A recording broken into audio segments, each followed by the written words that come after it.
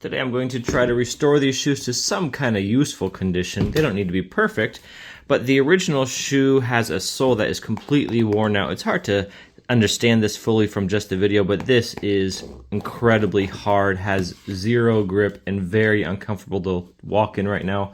Watch as I try to bend this shoe. The bottom of the sole is just going to crack. So we'll remove this old sole and put this new rubber sole on. I did this all, purchased these from Amazon for $10 for both shoes. And then this is the repaired condition. A shoe cobbler could do this better, but it's not worth it for this shoe. This shoe, if I purchased it new, would be $70, $80. So it's worth the $10 and 20-minute investment, but not too much more. So step one, let's remove this old material.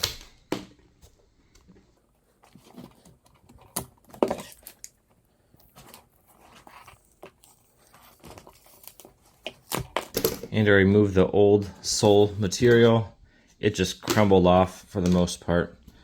Step number two is to cut this to size. It doesn't need to be perfect yet. We're just going to get the approximate dimension cut out. And in order to cut this to the right size, I use the shoe as a template, and I have a paint marker here.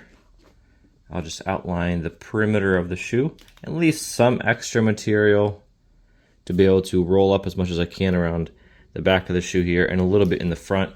You can see I was able to do that with the new shoe to an extent, not fully over here, but that's not needed.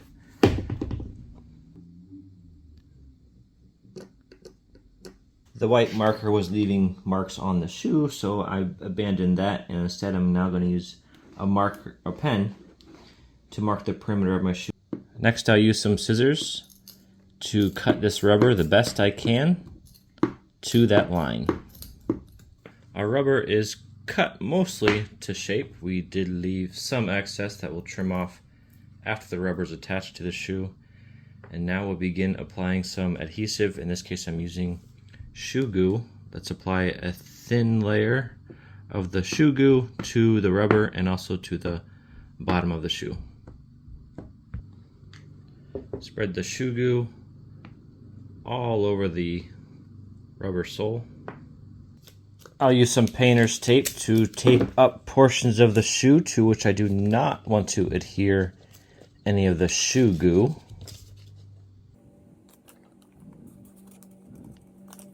And let's now apply shoe goo to the bottom of the shoe.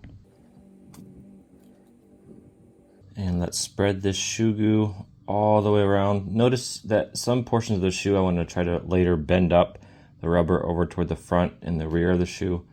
Some of these areas I'm not going to bend up and adhere those parts until later, a next step.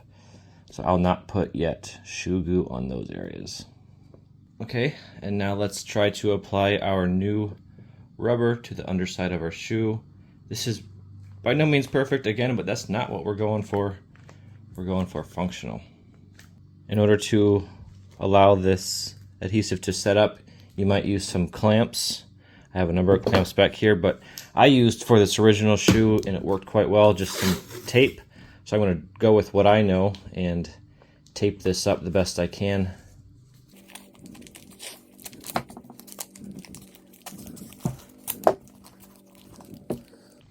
Around the back side, we might try even now to kind of tape up the rubber to the back side of the shoe.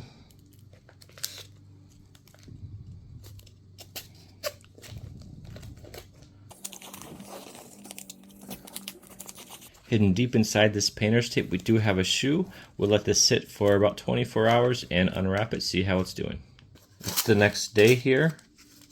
So let's remove this tape. I'm not sure what exactly we're going to find here.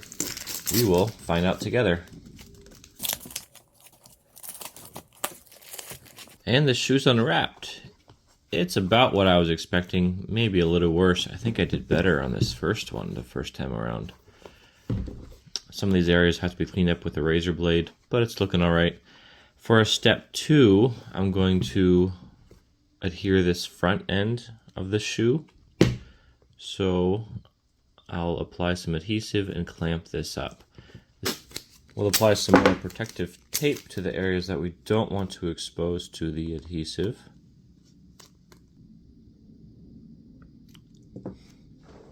It's not pretty, but we got this all clamped up. This is a bit difficult to do, getting that rubber to bend appropriately.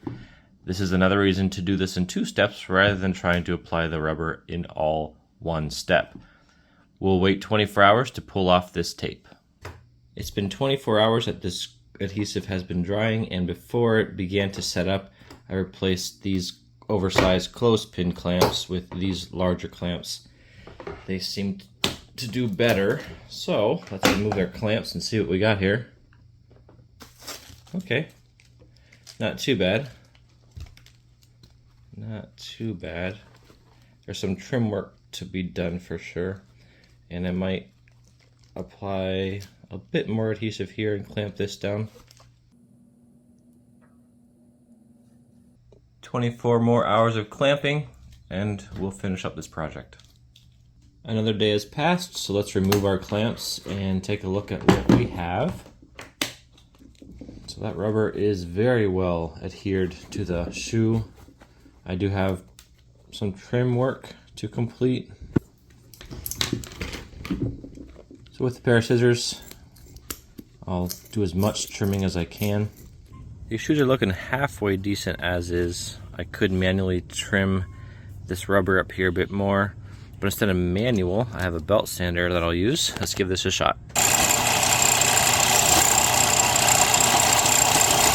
And this is the final product for under $10 and less than 1 hour of effort. We've extended the life of these shoes. It's not perfect, but it's not a whole lot invested either. I hope this helps you with your project.